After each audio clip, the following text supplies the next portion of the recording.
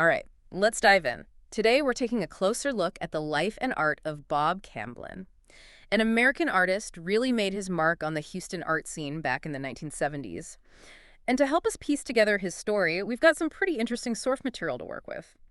Excerpts from his Wikipedia page, a YouTube video essay called Entangled Paths, Seeking Harmony in Chaos, and some passages from the book Etchings, Zen, I Ching, and the Art of Transformation.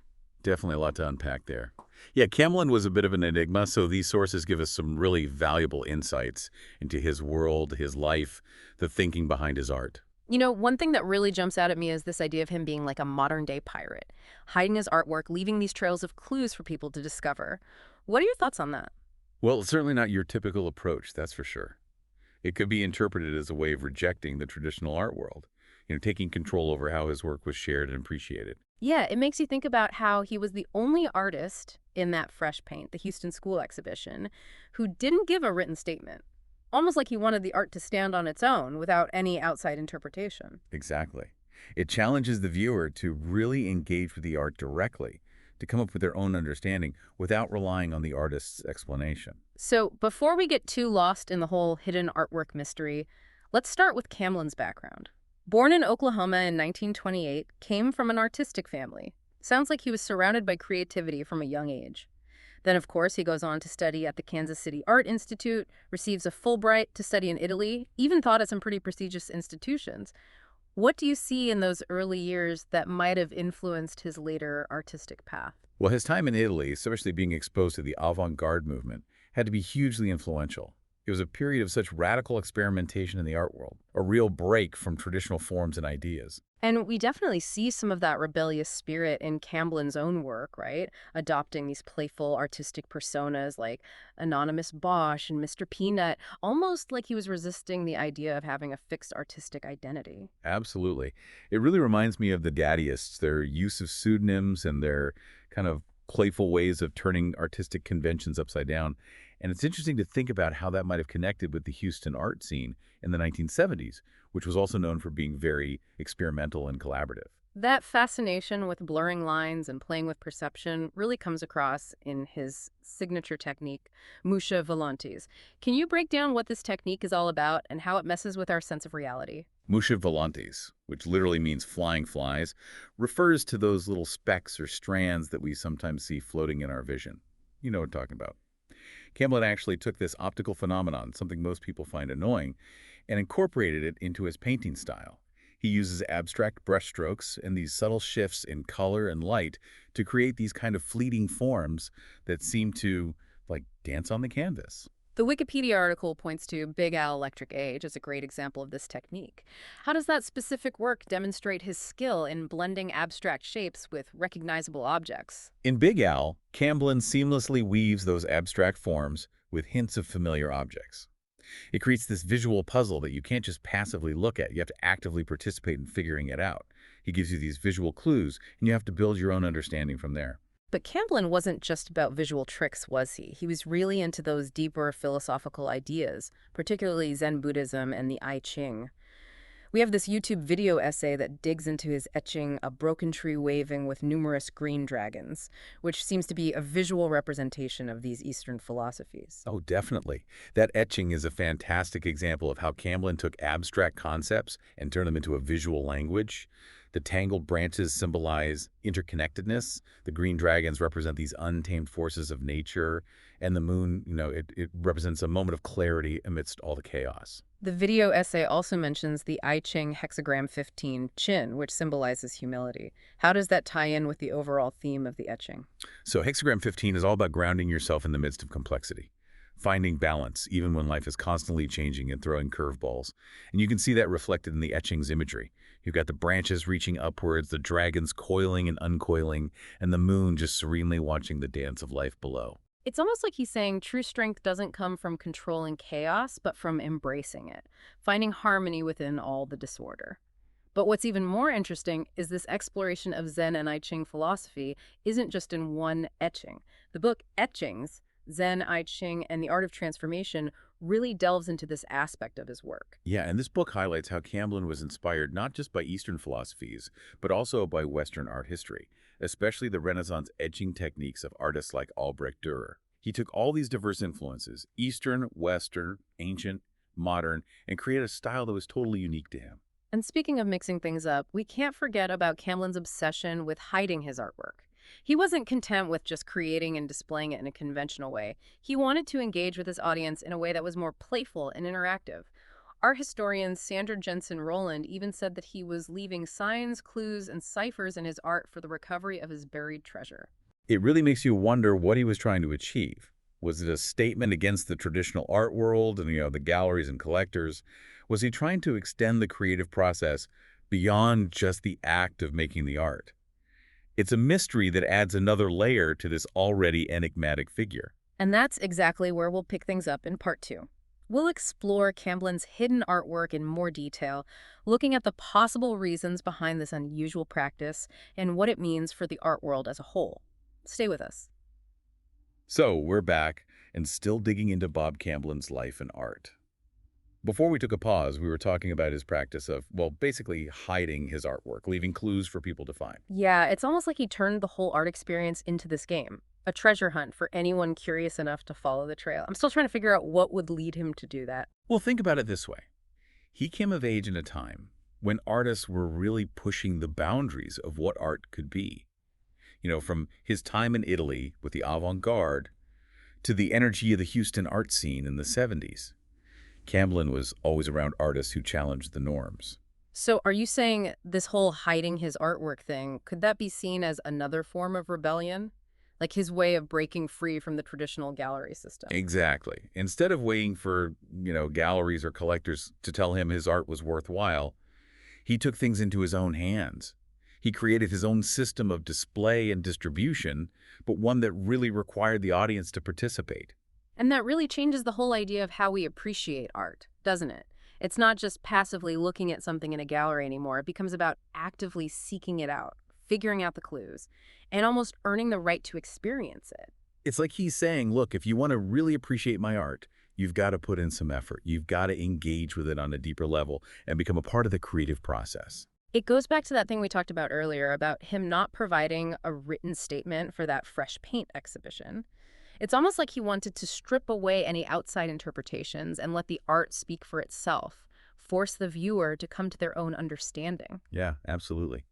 Seems like he was way more interested in sparking people's curiosity, encouraging them to come up with their own interpretations rather than, dictating one specific meaning. And that playful, kind of mischievous side of him really comes out in this hidden artwork thing. It's like he's inviting us all to play this giant game of hide and seek. But the stakes are higher, right? The treasure isn't just an object, it's the experience itself, a deeper understanding of his art. And maybe even a deeper understanding of ourselves, right? Because the act of searching, of deciphering clues and piecing things together, that can be a really introspective process. Speaking of clues, the fact that he used ciphers, it just adds another layer of intrigue to this whole treasure hunt. It suggests that he was being deliberate, intentionally encoding meaning into his work and daring his audience to crack the code. And it also ties back to his interest in Zen philosophy. Zen emphasizes the importance of direct experience, finding truth through your own intuition and contemplation, rather than relying on someone else to explain it. So by using ciphers, Camblin forces the viewer to go through that kind of intuitive process, to decipher the hidden meaning themselves. So you're saying his hidden artwork basically becomes like a colon, one of those riddles designed to make you think and lead you to a deeper understanding. That's a great way to put it. And it makes me think about how his Muchas Volantes technique also plays with this idea of perception and interpretation. The way he blurs those lines between abstract shapes and recognizable objects, it forces the viewer to question what they're seeing. It's not passive, they have to actively interpret it instead of just observing. It's like he's always reminding us that reality isn't fixed, that there are these multiple layers of meaning just waiting to be uncovered if we're willing to really look. Yeah, and that the act of looking, of truly seeing, is a creative act in itself, a collaboration between the artist and the viewer. So to really get Camblin's work, you can't just stand back and admire it from a distance. You have to get up close, dive in, and engage with it on an intellectual and emotional level. Exactly. It's about being an active participant in the conversation, Yeah. embracing the mystery, and being open to being surprised and challenged by what you find. Now, speaking of surprises, let's look at a couple specific examples of Camblin's artwork. The Wikipedia article mentions two pieces, The Marionette and Descent from the Cross, which seem to explore some pretty different themes than those Zen-inspired works we've been talking about. Right, they give us a peek into another side of Camblin. Like the marionette, for example, seems to reflect his early Catholic upbringing and his exploration of those big existential questions. It's a puppet dangling from strings, almost caught between free will and destiny. It makes you think about the relationship between his early religious influences and his later interest in Eastern philosophy. Was he trying to reconcile these two seemingly different belief systems? Or was he more interested in those universal human questions that go beyond any one religion or philosophy? That's a really interesting question. It shows how complex his artistic journey was. The way he took inspiration from all these different sources and wove them together into something that reflects the richness and depth of the human experience. And Descent from the Cross, with its depiction of Christ being taken down from the cross, it seems to tap into a more, I don't know, contemplative, maybe even melancholic side of his work. Yes, definitely evokes a feeling of sadness and loss. But there's also a hint of transcendence in there, finding meaning and redemption even in the face of suffering. It's really interesting how these seemingly opposite themes, playfulness and seriousness, lightheartedness and depth, they all exist together in Camblin's art. It's like he's embracing the whole range of human experience, not shying away from the parts that are complicated or even contradictory. And that's what makes his art so powerful. It's not just beautiful or intellectually stimulating, it's deeply human. It speaks to our shared experiences, our joys and sorrows, what we strive for, what worries us, our search for meaning in a world that can often feel chaotic and unpredictable. So we've just scratched the surface of Camblin's work, but we've already learned so much about his unique artistic vision. But there's still one more piece of the puzzle to look at. His time in the vibrant Houston art scene of the 1970s. Ah, the Houston art scene, a real hub of creativity and experimentation, where artists like Camblin found a community that embraced their unconventional ideas and pushed them to break new ground. That's where we'll pick up in the final part of our deep dive. We'll explore Camblin's connections with other Houston artists and see how this collaborative environment might have shaped his work and contributed to his lasting impact on the art world. Stick with us. Welcome back to the deep dive. We've been on this incredible journey with Bob Camblin, and man, what a fascinating artist. From those playful personas he created to those really profound philosophical ideas he explored, he was one of a kind. Yeah, definitely not someone you could easily put in a box. And as we get into this last part of his story, his time in the Houston art scene in the 1970s, I think we'll get an even better sense of what shaped his artistic vision. That Houston art scene back then was a pretty incredible time and place, right? Like this real melting pot of different styles and influences. Artists were drawing inspiration from everywhere, from abstract expressionism to pop art to all those avant-garde movements happening in Europe. And what's amazing is that Houston, even though it was a relatively new city then, had this incredible energy and openness to new ideas. It wasn't stuck in those same old traditions and hierarchies you found in those, bigger art centers like New York or LA. So it was the perfect place for an artist like Camblin to thrive, someone who was always pushing boundaries and experimenting with new ways of expressing himself. Absolutely. And he found a community there, other artists who were on the same wavelength. They embraced his unconventional approach and really encouraged him to push his creative limits. And one of the key figures in that community was Earl Staley. He worked with Camblin on quite a few projects, including those Dadaist-inspired happenings we talked about before. Oh, Staley was a real force, a true pioneer of the Houston art scene. Bold use of color, that playful sense of humor, and always blurring the lines between art and life. Sounds like those collaborations must have been quite the show. Can you tell us a little more about these Dadaist-inspired happenings?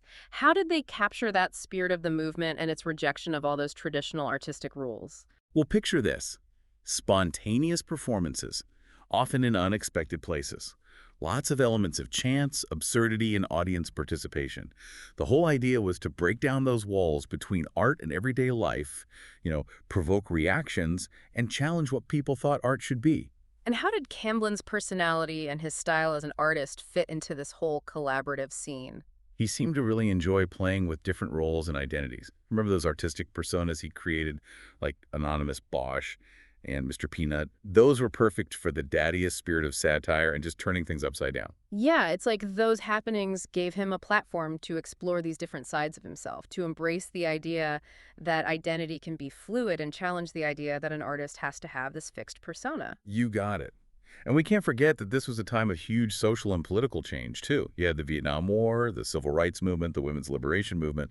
All of these things were shaking up traditional values and pushing back against the status quo. So these happenings, they weren't just about artistic experimentation. They were also a way for artists to engage with what was happening in the wider culture and politics. Exactly. They were a form of social commentary, a way to use art to get people talking, to challenge their assumptions, and even maybe inspire them to push for change. It makes me think about Camblin's interest in Zen and I Ching philosophy. Those ideas emphasize how everything is connected and how important it is to find balance in the midst of all the chaos. Maybe his involvement in these happenings was another way for him to explore those themes, to find that harmony in the midst of all the upheaval of those times. That's a great insight. And it speaks to how deep and complex his artistic vision was.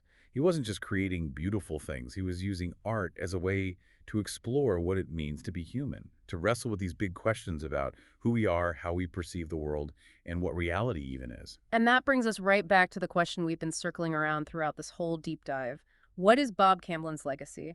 What does his art ultimately teach us about ourselves and the world we live in? Well, I think his legacy is as multifaceted as Camlin was himself.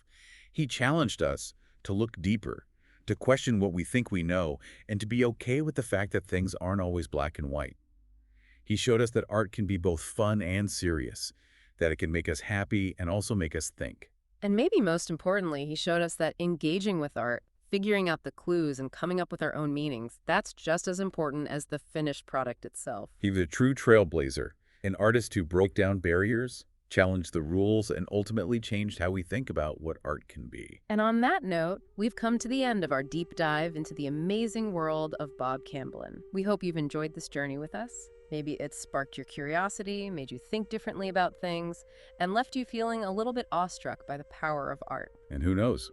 Maybe we'll inspire you to go on your own creative adventure, to look for the hidden beauty in the world around you and find your own unique way of expressing what's true for you. That's all from us today. Until next time, keep exploring, keep asking questions, and keep diving deep.